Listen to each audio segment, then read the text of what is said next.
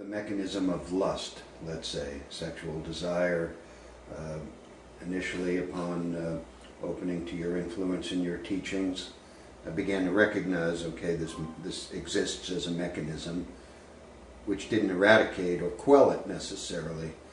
Now, a few years into this process, I find, okay, it still is a mechanism or a tendency. It still exists, but it's not ruling the rest of me, you know. So it's not gone, but neither is it ruling. So is that the end result? Is just to see how these things are still there in their place, but they no longer have the influence or power they once did? It could be for you. For others, it's not. And so recognizing that for others it isn't, as it is for you, helps. So that's why it's better, excuse me,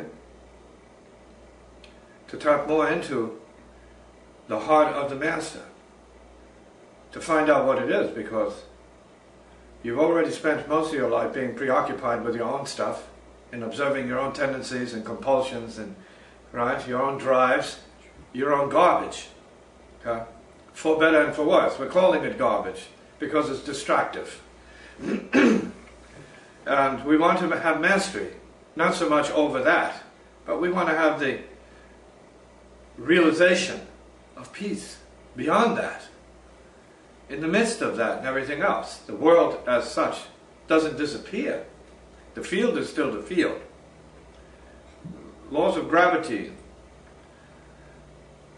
spiritual laws of levitation, transcendence, are all intact. Everything is perfectly as it was in terms of what science can determine to be. The real world, all of that remains. The natural world is what it is. But you're not at the effect end of it. As you move towards the heart of the Master, if you stay preoccupied with your losses and gains, the boogeyman level of consciousness of the self-world, then of course, you're always going to be concerned about that, whether your penis is up or down, or whether it belongs in your pants, or in some kind of muffin, as perceived, right? And so as long as you're being used by your penal, right, programs, there you be. But if you're more concerned about the Master as radiant intelligence, and you move towards that, if you're attracted by that, rather than wondering whether or not, you know, something is supposed to disappear beyond your attachment to it, beyond your preoccupation or devotion to karmic, whatever it is, patterns, that's a whole other situation. You have to understand that's self-determined, self-created. It has nothing to do with the Master. The Master's already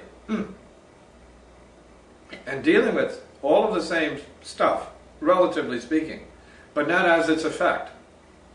Much more as cause, source, and beyond. And much more from the point of view of the possibility of peacefulness, here and now. Always. Love always. Always love.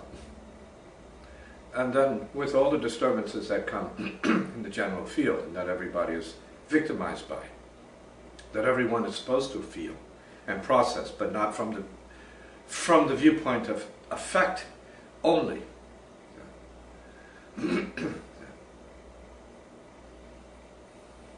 Then you have to ask, who asks? Who is observing the penis, the vagina? Why? Why? The fixation, the obsession, or whatever it might be. See? Why the preoccupation with the toilet? See? As the only room in the house, or the more powerful room in the house.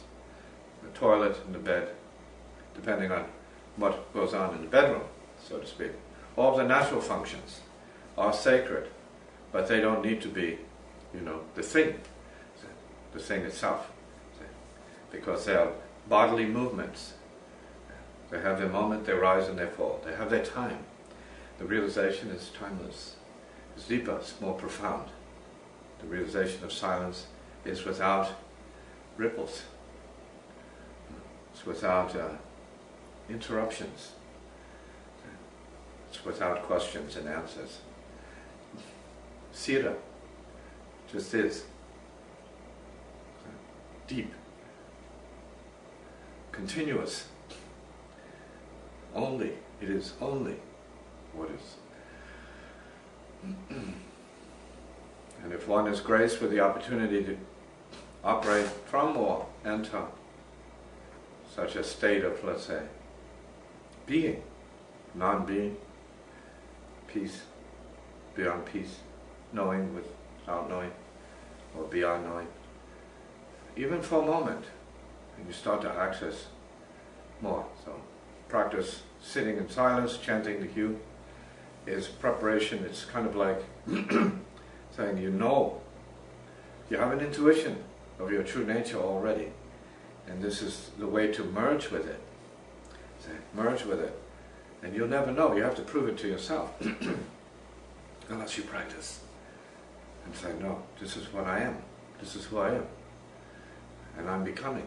I am already that which is peace, compassion, crazy wisdom, already free of this neurosis, this exquisite preoccupation with my penis and its pleasure, function. Right?